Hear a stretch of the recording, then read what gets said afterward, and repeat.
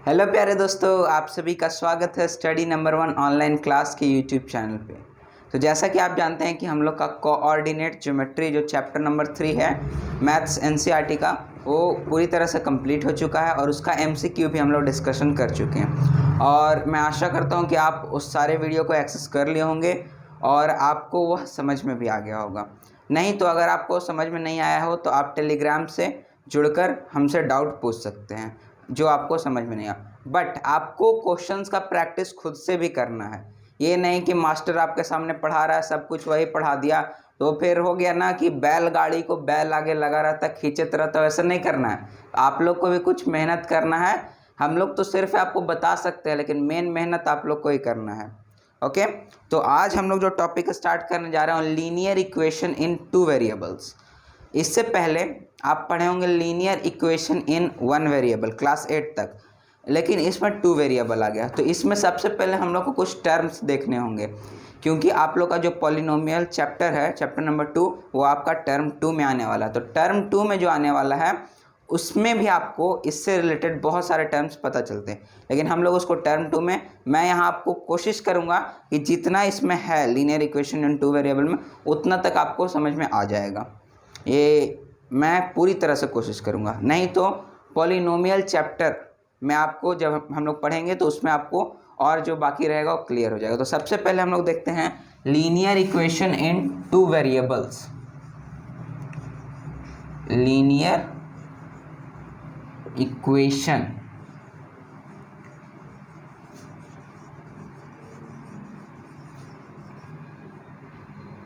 इन 2 variables.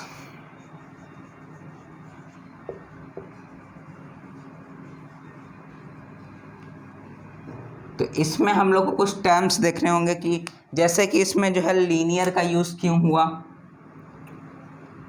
फिर यहाँ आ गया इक्वेशन क्या होता है, ये वेरिएबल क्या होता है, और वेरिएबल भी है तो ये 2 क्यों है, 1 क्यों 3 क्यों नहीं, ऐसा कुछ। ओके, तो इसको हम लोग को सबसे पहले देखना होगा। तो इसको जानने के लिए हम लोग को सबसे पहले जानना होगा कि जैसे आपको यहाँ देखना है कि वेरिएबल 2 ही क्यों होता है, आपको पता ही नहीं है कि वेरिएबल होता क्या, तो आप कुछ नहीं इसके बारे में जान सकते हैं।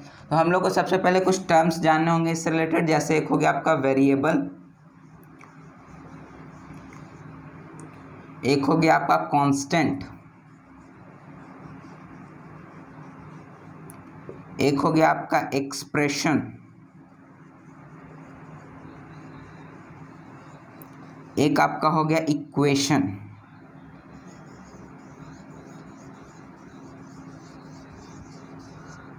और इससे भी आगे अगर जाएंगे तो आपको मिलेगा एक degree,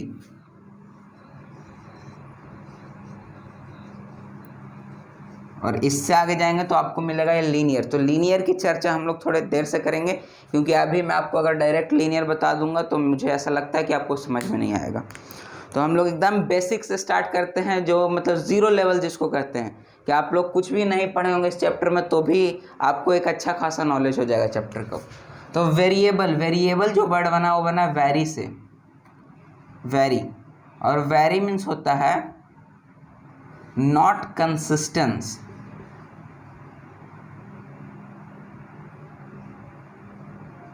not consistent means change, जिसका वैल्यू वेरी करता है, मीन्स चेंज होता है, उसे हम लोग कहते हैं वेरिएबल। एग्जाम्पल में इसका आपका आ गया एक्स वाई जेड, ऐसे करके जो भी हम लोग इसमें टर्म देखते हैं वो हो गया आपका वेरिएबल। मीन्स उसका वैल्यू फिक्स नहीं होता है। जैसे कि मैं अगर आपको यहाँ एग्जाम्पल में दूँ तो यहाँ मैं लिखूँ अगर x + 2 = 5, तो यहाँ से आपका x का वैल्यू क्या आ गया 5 - 2, तो x का वैल्यू आपका आ गया 3। ओके, एक जगह आपका x का वैल्यू आ गया 3, और अगर हम लोग दूसरी तरफ इसी को अगर x + 9 = 2 कर दें तो x = 2 - 9, तो x का वैल्यू यहाँ से आपका आ गया -7।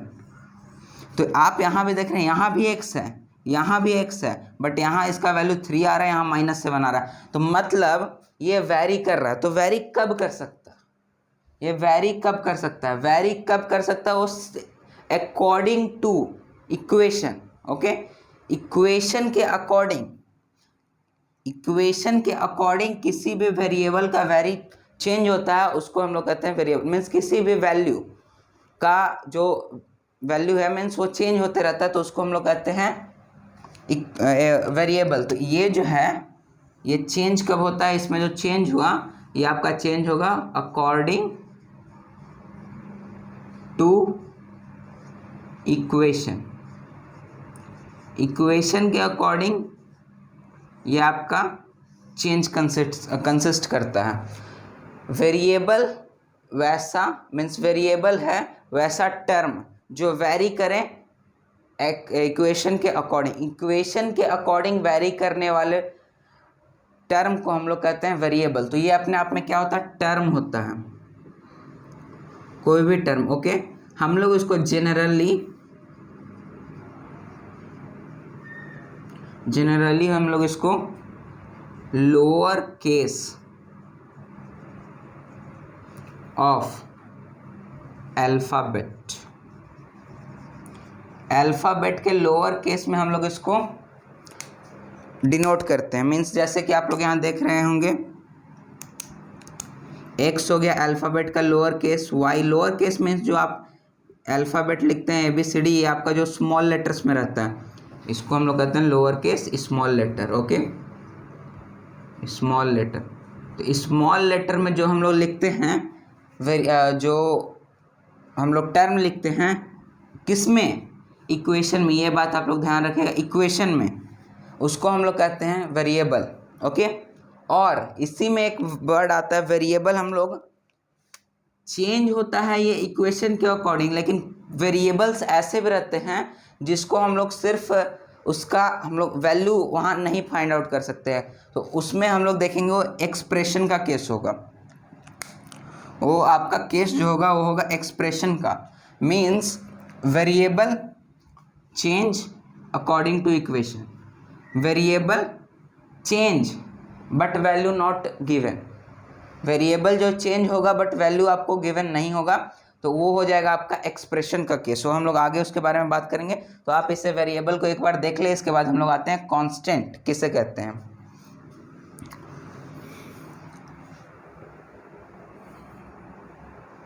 ओके, तो मैं आशा करता हूँ आप इसको देख लिए होंगे। अब हम लोग आते हैं कांस्टेंट पे। कांस्टेंट किसे कहते हैं, जस्ट वेरिएबल का अपोजिट होता है कांस्टेंट। कांस्टेंट जो है वेरिएबल का अपोजिट होता है। मीन्स यहाँ हम लोग लिख सकते हैं वैल्यू नॉट चेंज, जिसको हम लोग कहते हैं फिक्स्ड वैल्यू। वैसा टर्म जिसका वैल्यू फिक्स्ड रहे, किस में फिक्स्ड रहे, किसी भी इक्वेशन या एक्सप्रेशन में।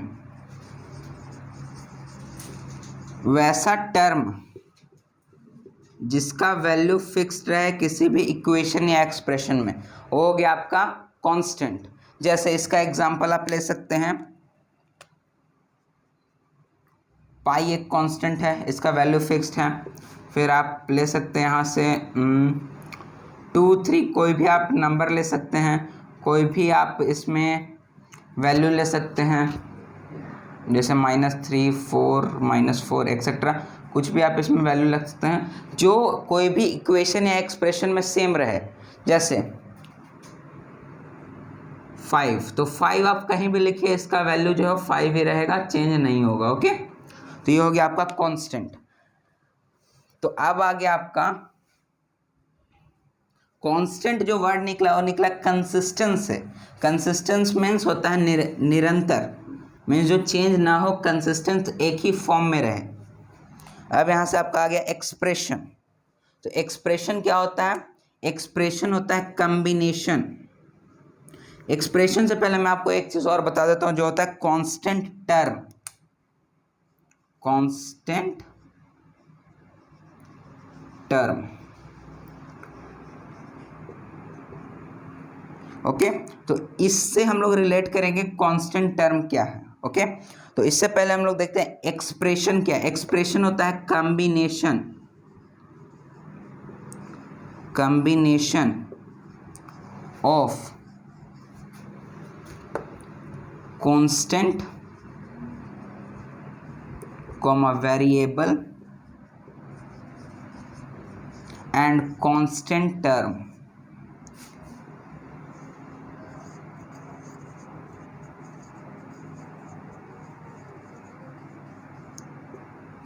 which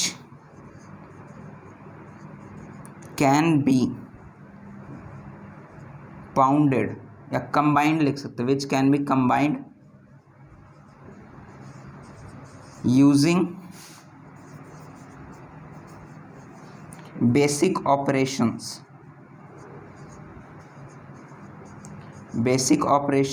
लिख सकते हैं इसको। ये जैसे आपका बेसिक ऑपरेशन में होगा plus minus divide multiply. Okay, तो इससे जो कम्बिनेशन होता है और जो फॉर्म होता है combination of constant variable and constant term which can be combined by using basic operations, तो वो हो गया आपका एक्सप्रेशन। जैसे इसका हम लोग एग्जाम्पल में देख सकते हैं। एग्जाम्पल में आपका एक्सप्रेशन का आ जाएगा, जैसे हम लोग कोई वेरिएबल x मानते हैं तो इसके साथ कोई कांस्टेंट हम लोग लगा दें जैसे 2x। ओके, प्लस ये जैसे यहाँ 2 है तो मल्टीप्लाई का साइन यहाँ यूज़ हुआ, प्लस यहाँ इसका साइन यूज़ हो गया, प्लस मान लीजिए 3y। Okay, 3y। अब इसके बाद हम लोग यहाँ माइनस का साइन यूज़ कर दें और मान लीजिए 8 यहाँ लिख दें। ओके, तो ये आपका मल्टीप्लाई फिर से यूज़ हुआ, नहीं तो इसको हम लोग लिख सकते हैं ऐसे 3/4 y/3। ओके, तो ये आपका डिवाइड मल्टीप्लाई चारों साइन यूज़ हो गया इसमें, तो ये हो गया आपका एक्सप्रेशन। इसमें हम लोग वेरिएबल वैल्यू नॉट फाउंड, मैं आपको यही बता रहा था कि इसमें जो है आप वेरिएबल का वैल्यू जो है वो फाइंड आउट नहीं कर सकते हैं।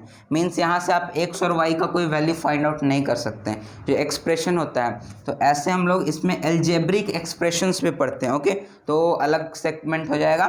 बस आपको यहाँ एक्सप्रेशन और इक्वेशन में डिफरेंस, जैसे यहाँ इक्वेशन की जगह एक्सप्रेशन भी तो लिख सकते थे, लेकिन यहाँ हम लोग इक्वेशन क्यों लिखें, इसी रीज़न है क्योंकि एक्सप्रेशन में वेरिएबल का वैल्यू हम लोग नहीं निकाल सकते हैं और इक्वेशन में हम लोग जो है वेरिएबल का वैल्यू निकाल सकते हैं। अब हम लोग बात करेंगे इक्वेशन की। इक्वेशन क्या होता है? ओके, तो आप इसे देख लीजिए एक्सप्रेशन को। ओके, तो अब हम लोग आ रहे हैं इक्वेशन की ओर कि इक्वेशन क्या है।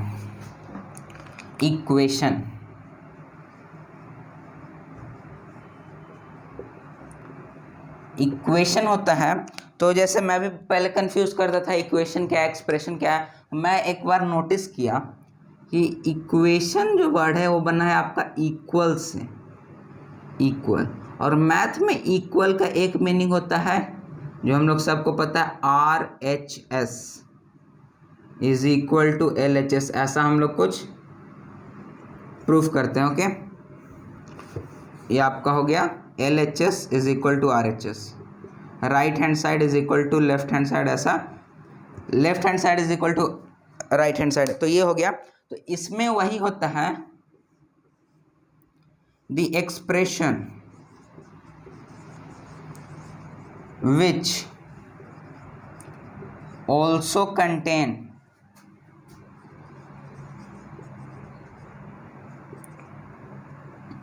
also contains equal to sign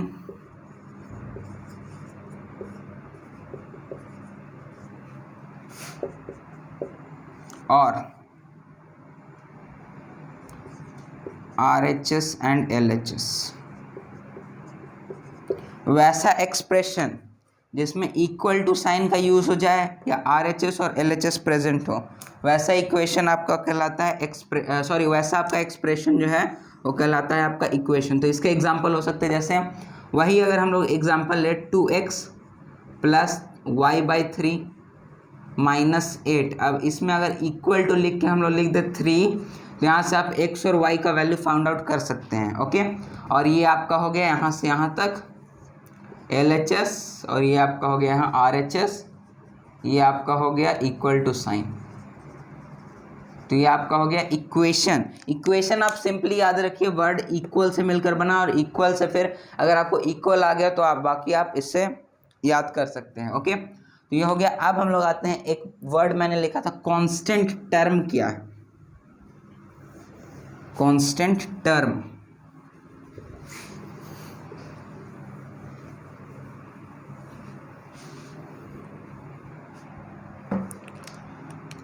एक टर्म आता है आपका कांस्टेंट टर्म। तो कांस्टेंट टर्म की बात करें तो इसमें हम लोग लिख सकते हैं इन एनी इक्वेशन और expression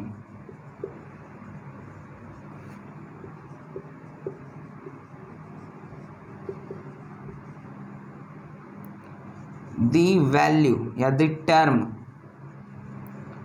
that is constant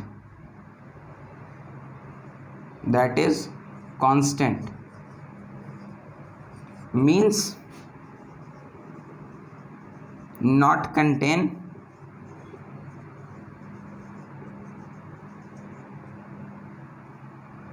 any variable,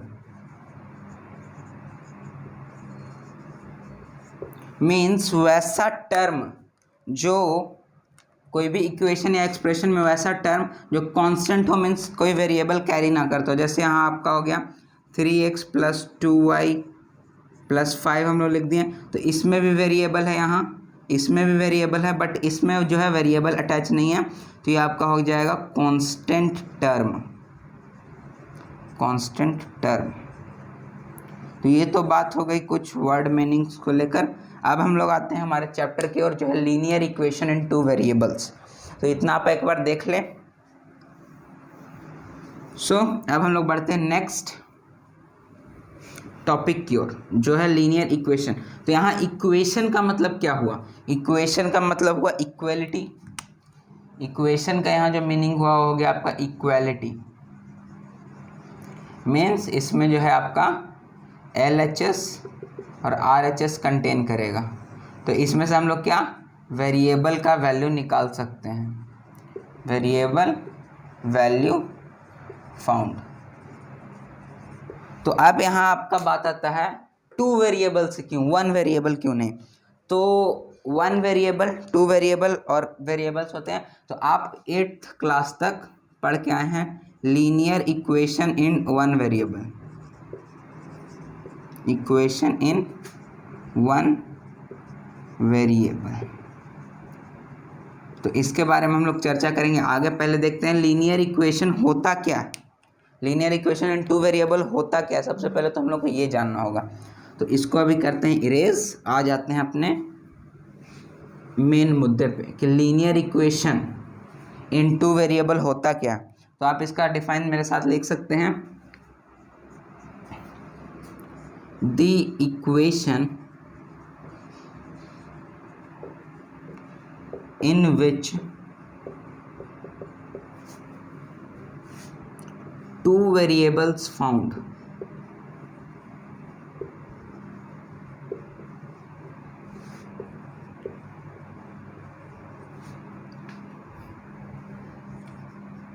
whose degree is 1, whose degree is 1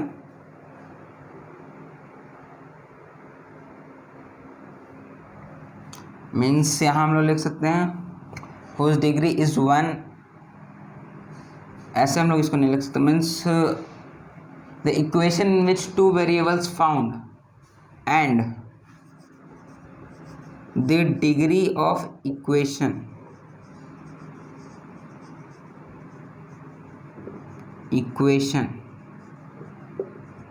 is 1, that type of equation is known as linear equation in two variables.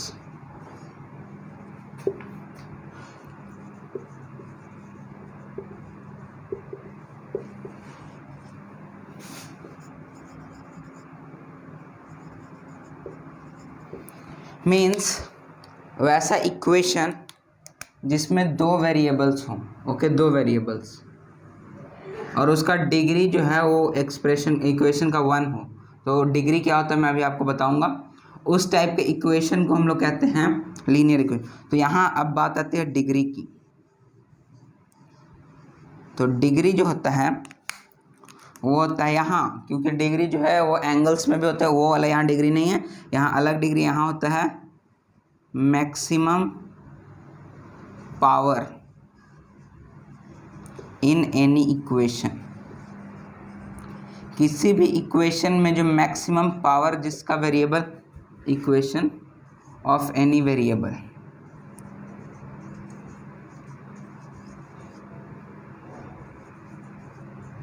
जैसे कि किसी भी इक्वेशन या एक्सप्रेशन भी इसको कह सकते हैं, और एक्सप्रेशन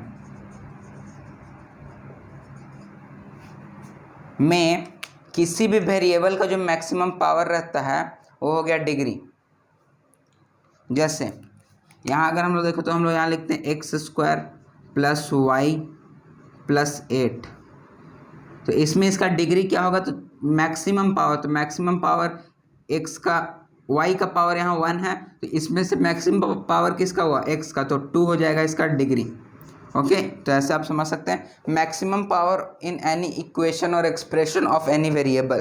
किसी भी वेरिएबल का मैक्सिमम पावर जो होता है, किसी भी इक्वेशन में जो जिस वेरिएबल का मैक्सिमम पावर होता है वो पावर उसका डिग्री होता है। ओके, तो इस डेफिनेशन से हम लोग कुछ एग्जांपल्स करते हैं जो आपको यस और नो में बताना होगा कि वो जो है वो variable linear equation in two variable है या नहीं। और ये मत सोचिएगा कि ये तो ऑनलाइन है तो मैं आपको सुन नहीं पा रहा हूँ, आप खुद से ट्राई कीजिए। खुद से आप ट्राई करेंगे तो आपको ही अंदाज़ होगा कि हमको आ रहा है नहीं आ रहा है एक्सेट्रा। तो अगर हम लोग इसका एग्जाम्पल में देखें तो अगर मैं यहाँ लिखता हूँ x + y - 8 = 0, तो क्या ये linear equation in two variable होगा? तो आपको इसका कंडीशन चेक करना पड़ेगा। सबसे पहले तो टू वेरिएबल, तो एक x एक y दो वेरिएबल आता है, ठीक है। फिर यहाँ आपको है एक इक्वेशन होना चाहिए, तो equation means equal to sign, LHS RHS वो भी है, ठीक है। डिग्री इसका 1 होना चाहिए, 1 डिग्री तक, इसका पावर भी 1, इसका पावर भी 1, तो दोनों में से मैक्सिमम पावर इस इक्वेशन का क्या है, 1 है, तो डिग्री भी 1 है। तो ये एक linear equation in two variable है। अगर यहाँ मैं आपसे लिखूँ x² + y + 90 = 108। ओके, तो क्या ये एक linear equation in two variable है? तो आपको सबसे पहले चेक करने का पड़ेगा टू वेरिएबल प्रेजेंट है, ठीक है। इक्वल टू साइन भी प्रेजेंट है, ठीक है। पावर इसका डिग्री 2 है, डिग्री जो है वो आपका 2 है, तो यहाँ तो डिग्री बोल रहा है 1 होना चाहिए, तो ये नहीं होगा। और 1 क्यों होना चाहिए इसके बारे में भी हम लोग आगे चर्चा करेंगे। और ये जो डिग्री का कॉन्सेप्ट है ये आपको पॉलिनोमियल चैप्टर में ज़्यादा समझ में आएगा, इसलिए अभी आप सिर्फ इसे हजम कर लीजिए, एक तरह से कर सकते हैं। ओके, बाद में हम लोग इसके बारे में और चर्चा करेंगे जब हम लोग पॉलिनोमियल चैप्टर पढ़ेंगे। तो ये आपका हो गया।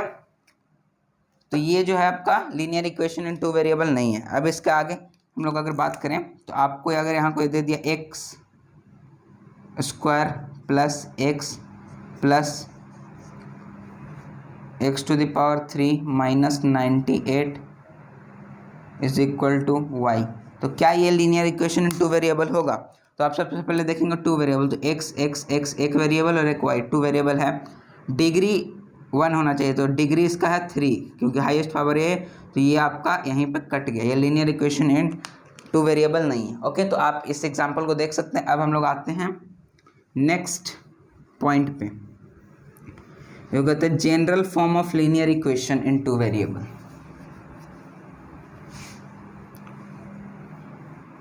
उसको हम लोग कहते हैं general form of linear equation in two variable.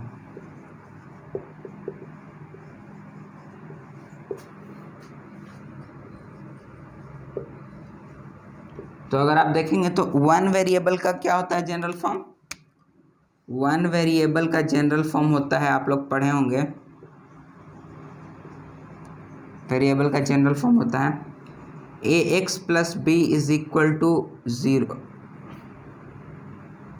Zero. Okay, ये आपका होता है जनरल फॉर्म वन वेरिएबल का। इसमें ए कांस्टेंट रहता है,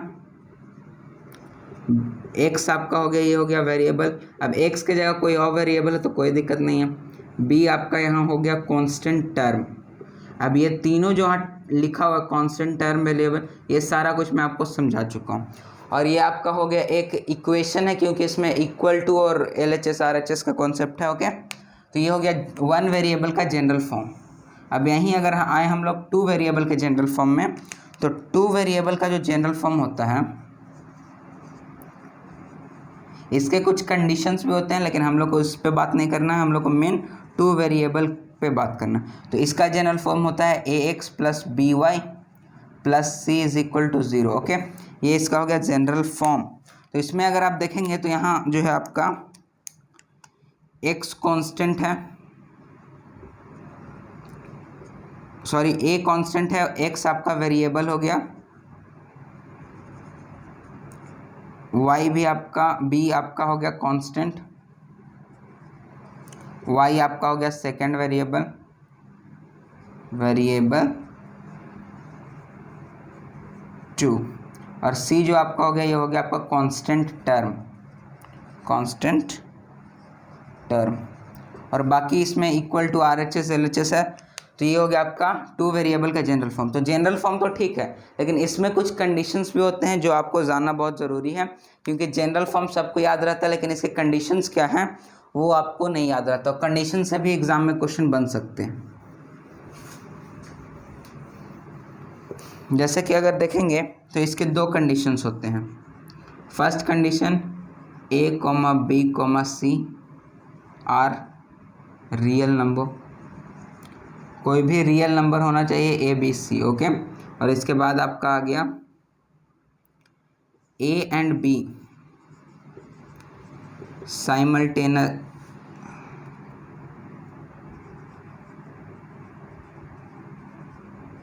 simultaneously not equal to zero, not equal to zero means a और बी दोनों साथ में ज़ीरो नहीं हो सकते। यहाँ मैं इसको हिंदी में लिख देता हूँ, ए और बी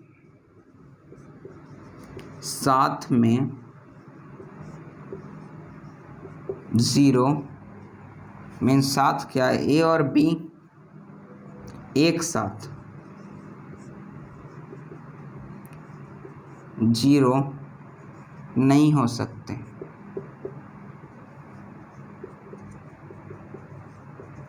ए और बी एक साथ ज़ीरो नहीं हो सकते मीन्स अगर इसमें जो है तो ए भी ज़ीरो और बी भी ज़ीरो, ऐसा आपका नहीं हो सकता। ये केस आपका गलत हो जाएगा। ओके, तो ए भी ज़ीरो वाई भी ज़ीरो, दोनों में से कोई एक हो सकता है। मान लीजिए ए का वैल्यू ज़ीरो हो गया, वाई का कुछ मीन्स बी का वैल्यू कुछ भी है, लेकिन यहाँ ए का और बी का दोनों वैल्यू ज़ीरो नहीं हो सकता, फिर आपका हो जाएगा गड़बड़। तो आप इसे एक बार देख लें, इसके आगे फिर हम लोग बात करेंगे।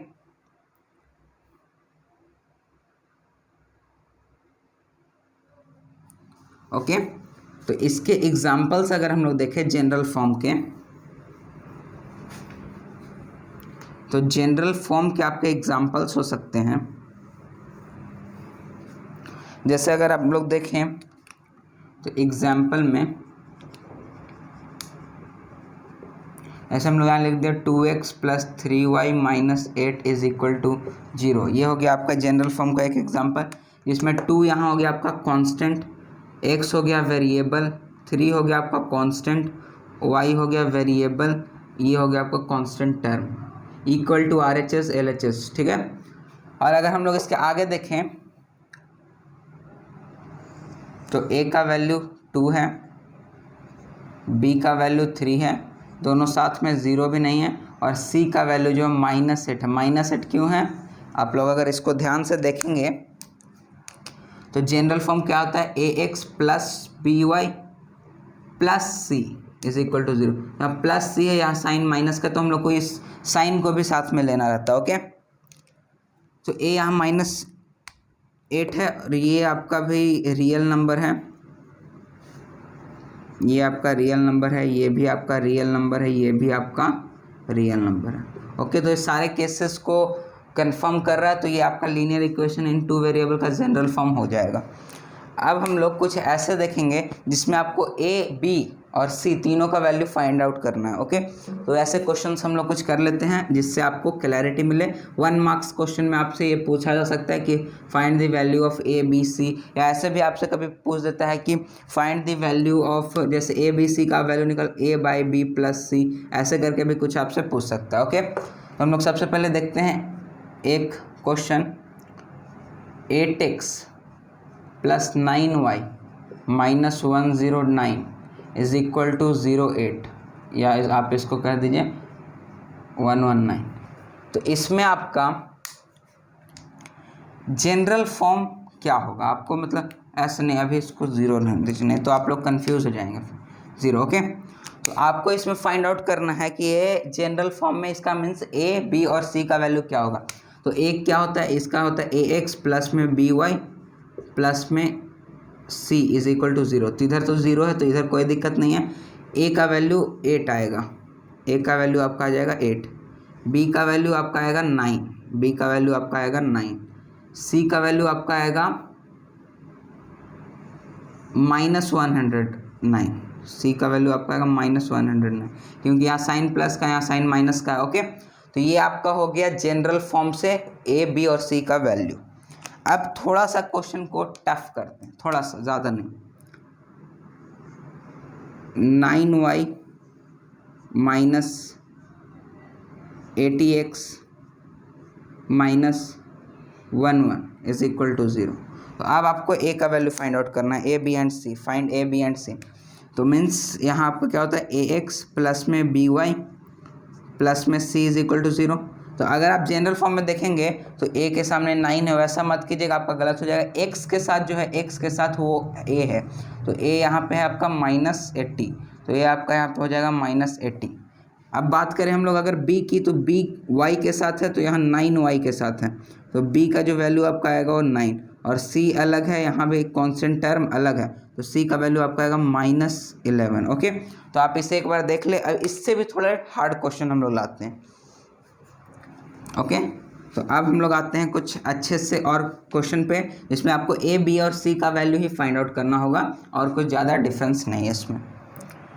तो अगर आप देखेंगे तो यहाँ अगर मैं लिखूँ 19x minus 14y minus 102 is equal to 91, तो आपको अब इसमें से a, b और c का वैल्यू फाइंड आउट करना है।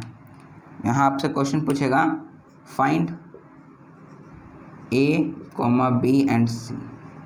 तो आप यहाँ से सबसे पहले जनरल फॉर्म लिखेंगे, ax plus by plus c is equal to 0। तो आप यहाँ से देखेंगे कि x के साथ जो लगा हुआ हो a, x के साथ लगा हुआ है 19, तो आपका यहाँ हो जाएगा a का वैल्यू 19।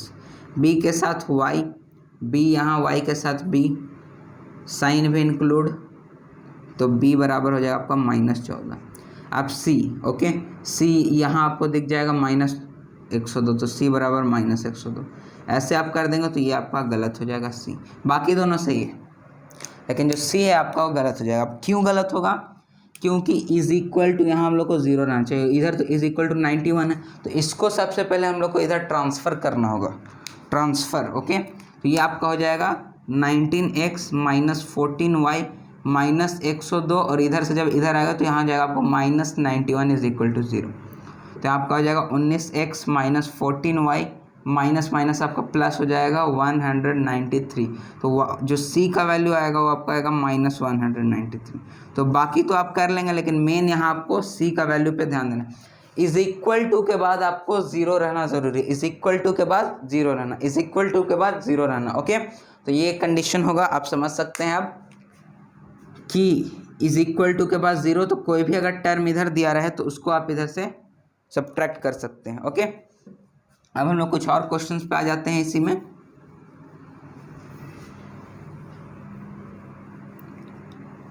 अब हम लोग अगर देखें तो एक क्वेश्चन में आप यहाँ पे लिखता हूँ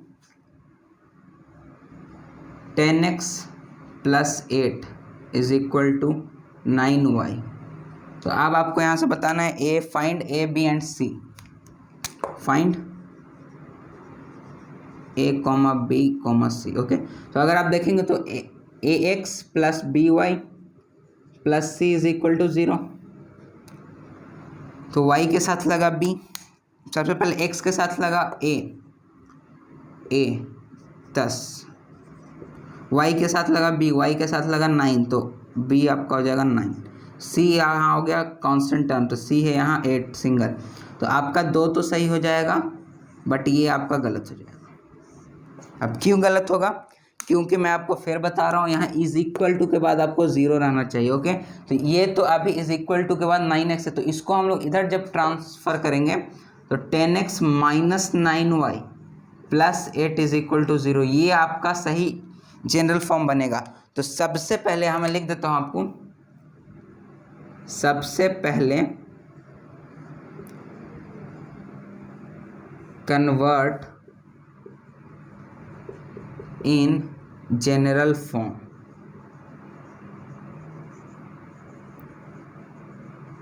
इफ नॉट कन्वर्टेड,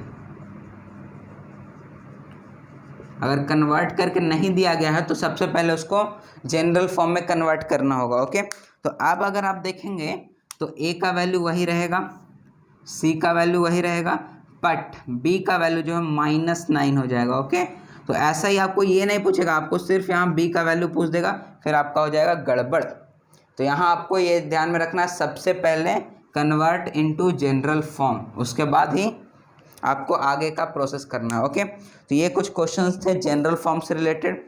अब आ जाते हैं एक और क्वेश्चन मैं आपको बताता हूँ जो आपको और क्लैरिफिकेशन लाएगा जनरल फॉर्म के according.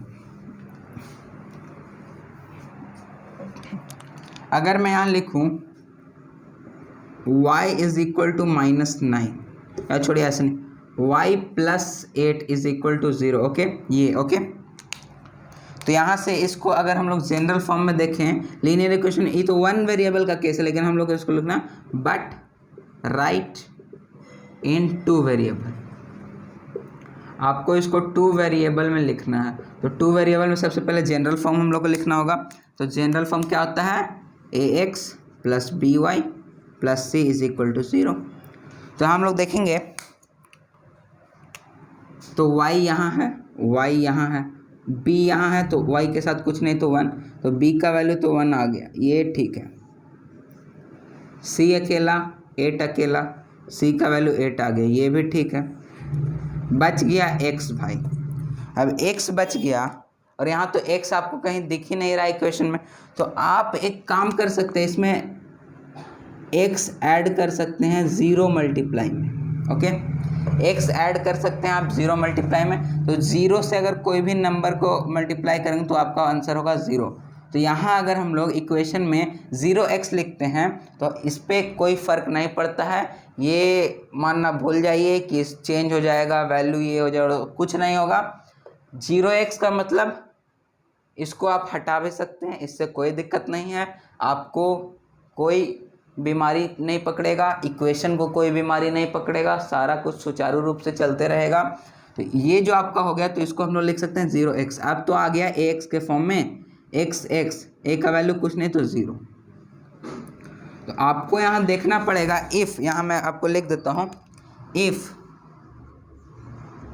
Any variable is not given it's constant value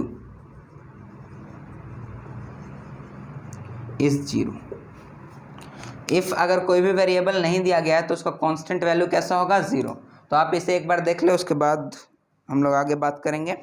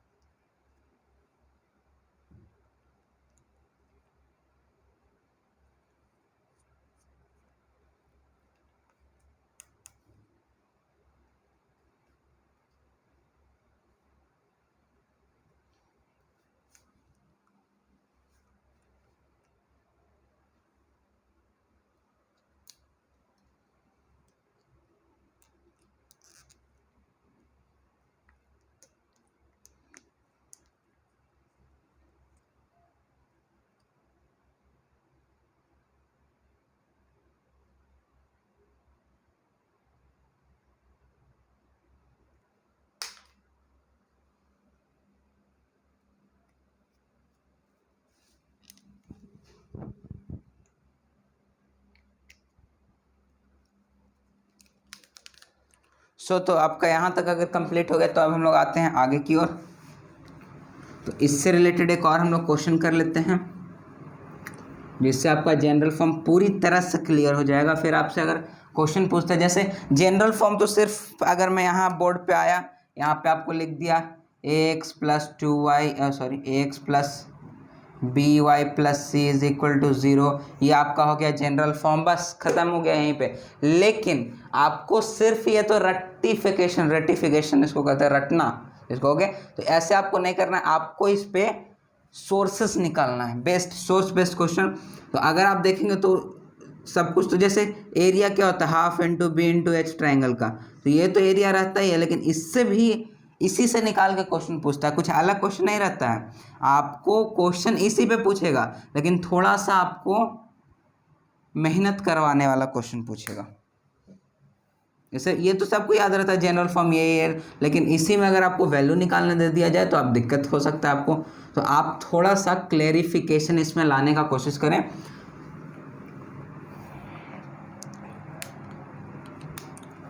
जैसे अगर आप यहाँ देखेंगे तो यहाँ मैं लिख सकता हूँ x plus 8 is equal to Y.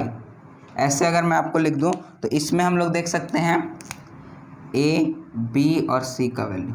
तो a का वैल्यू क्या होगा, x के साथ जो लगा हुआ है, x के साथ कुछ नहीं 1, y के साथ जो लगा हुआ है तो y का 1, यहाँ आपका c के साथ लगा हुआ है 8। जैसे ही आप यहाँ देखें y के साथ b1, अब देखते ही इसको क्रॉस कर देंगे ना भाई, अब हमसे नहीं होगा, हम लोग समझ गए इधर तो 0 रहना चाहिए। y ससुरा कहाँ से आ गया, तो इसको आप चेंज कीजिए, x minus Y plus 8 is equal to 0। अब ठीक है, अब काम चल जाएगा हम लोग का। तो यहाँ से a इज इक्वल टू 1 आएगा, b इज इक्वल टू आपका आएगा -1, c इज इक्वल टू आपका आएगा 8। ओके, तो आपको यहाँ जो आपको डिफ़िकल्टी में रहता है वही आपसे पूछेगा। ओके, सो आप इसे देख लें। और एक इससे बस लास्ट क्वेश्चन, एकदम last question, x minus 3 is equal to 0। अगर आपको ऐसे दे दिया जाए तो आपको इसको बताना है कि इसमें a का वैल्यू, b का वैल्यू, c का वैल्यू क्या होगा। सबसे पहले तो जो वेरिएबल नहीं गिवन है उसका कांस्टेंट वैल्यू 0 होता है, ये मैं आपको बता चुका हूँ। तो इसको हम लोग ऐसे भी लिख सकते हैं, x plus 0y minus 3 is equal to 0। Okay, तो यहाँ से x के साथ कुछ नहीं 1, a का वैल्यू 1, b का वैल्यू, कौन वेरिएबल जब यहाँ गिवन ना हो तो वो ऐसे ही कांस्टेंट वैल्यू 0 हो जाता है, ये आप डायरेक्ट याद रख सकते हैं इसको, अगर आपको ये समझ में नहीं आया तो। c का वैल्यू आपका हो जाएगा माइनस, प्लस रहना चाहिए, जैसे यहाँ अगर आप देखें ax plus B Y plus c minus sign ले लेंगे -3। ओके, तो ये आपका हो गया जनरल फॉर्म का सारा क्वेश्चन कंप्लीट। अब इससे बाहर आपसे तो क्वेश्चन नहीं पूछेगा। अब शायद अगर पूछ भी दिया तो ऐसा तो इससे बाहर आपको क्वेश्चन बन नहीं सकता है, लेकिन अगर पूछ दिया तो थोड़ा सा आप दिमाग लगाइएगा, बस बन जाएगा क्वेश्चन। क्वेश्चन में उसका कोई हार्ड चीज़ नहीं रहता है। और एक बात मैं आपको बताता हूँ, इंग्लिश और मैथ में एक सिमिलैरिटी रहता है। जैसे अगर आप मैथ्स पढ़ रहे हैं तो मैथ्स में कोई एक कॉन्सेप्ट के बाद आप उसके एग्जाम्पल्स कर लेते हैं बहुत सारे, लेकिन इंग्लिश में अगर आप देखेंगे तो बहुत सारे एग्जाम्पल्स के बाद आपको कॉन्सेप्ट पता चलता है।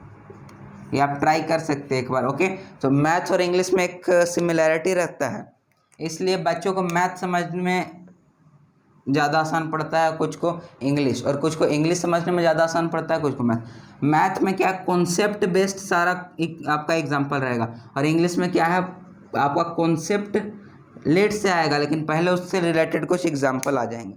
ओके, तो ये हो गया हम लोग का जनरल फॉर्म का बात।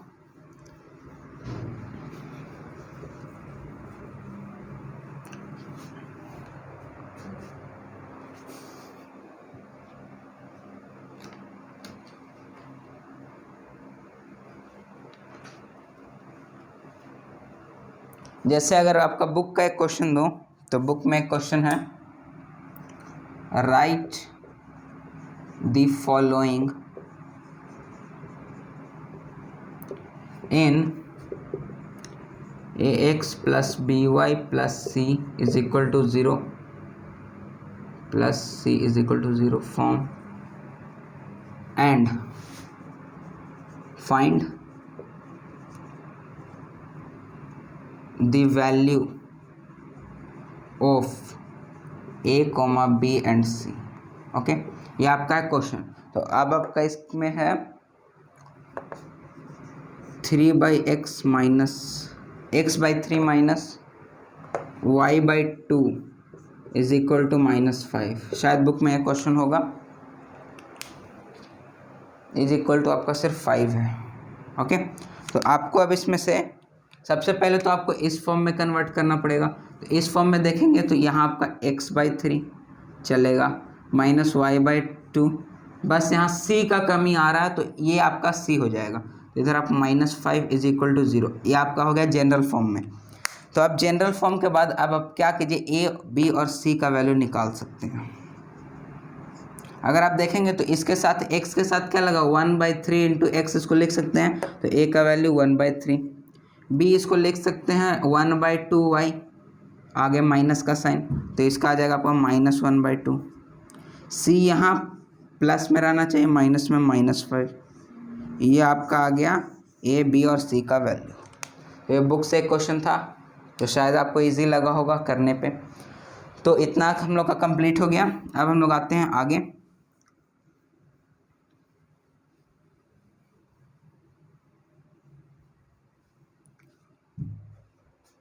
अब एक आता है आपका solution in linear equation in 2 variable. Solution in linear equation in 2 variable.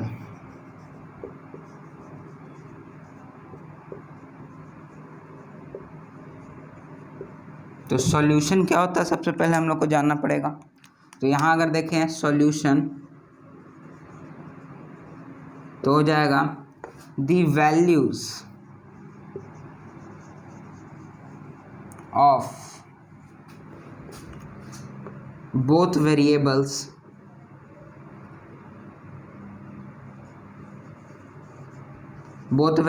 यहाँ कहने का मतलब x और y, x and y, that satisfy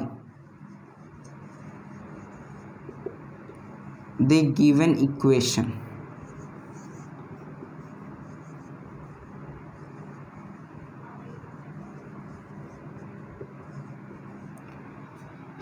x और y का वैसा वैल्यू जो एक्सप्रेशन में दिया गया है उसको सेटिस्फाई कर दे। मीन्स यहाँ से लिख सकते हैं LHS is equal to RHS convert कर दे, वैसा आपका हो गया, वो हो गया उसका सॉल्यूशन। ओके, तो x और y का यहाँ सिर्फ 2 वेरिएबल्स की बात हो रही है, 1 वेरिएबल की नहीं, यहाँ 2 वेरिएबल की। तो solution the values of both variables x and y that satisfy the given equation LHS is equal to RHS, वो हो गया उस इक्वेशन का सॉल्यूशन।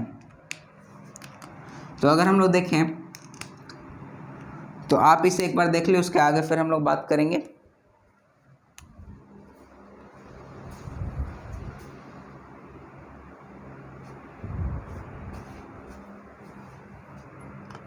तो आप यहाँ तक अब देख लिए हैं। तो अब हम लोग सॉल्यूशन के आगे की बात करेंगे नेक्स्ट वीडियो में, क्योंकि हम लोग आज मैं आज आपको बहुत कुछ घुमा दिया हूँ कि क्या है ये वो। तो आप इसे एक बार रिवाइज करें और प्रयास करें कि जो भी यहाँ लिखवाया जाए उसको एक बार ध्यान से पढ़ें। हो सके तो रफ कॉपी अपने साथ एक रख के, एक पेन लेकर, और उसको आप ऐसे ऐसे जैसे होता है ना, ये कॉपी जस्ट आप पेन ऐसे लेके ऐसे ऐसे बुकड़ते रहिए कॉपी पे। ओके, तो वैसे भी आपको याद हो जाता है। और अगर आपको हमारा चैनल अच्छा लग रहा है तो उसे सब्सक्राइब कीजिए। अगर आप न्यू मेंबर हैं तो भी आप हमारे चैनल को सब्सक्राइब कर सकते हैं। यहाँ पे आपको डेली पढ़ाया जा रहा है और डेली बेसिस पे आपको वीडियो प्रोवाइड किया जा रहा है क्लास 9th मैथ से रिलेटेड, और भी आपको सारे सब्जेक्ट यहाँ करवाए जाएंगे। और हो सके तो अपने दोस्तों के पास इसे ज़्यादा से ज़्यादा शेयर कीजिए। और अगर आपको वीडियो अच्छा लग रहा हो तो वीडियो को लाइक कीजिए और हमें फीडबैक के तौर पर कमेंट में कुछ हमें रिप्लाई ज़रूर दें। और एक और जनरल इंस्ट्रक्शन है आपके लिए कि आप अगर अभी मेहनत नहीं करेंगे तो आगे फिर आपका लाइफ बर्बाद हो जाएगा। ये सही बात है, अगर आप अभी मेहनत नहीं करेंगे तो आपका आगे जाके लाइफ बर्बाद हो जाएगा। अगर आप अभी मेहनत कर लेते हैं तो आपका आगे जाके लाइफ आबाद हो जाएगा।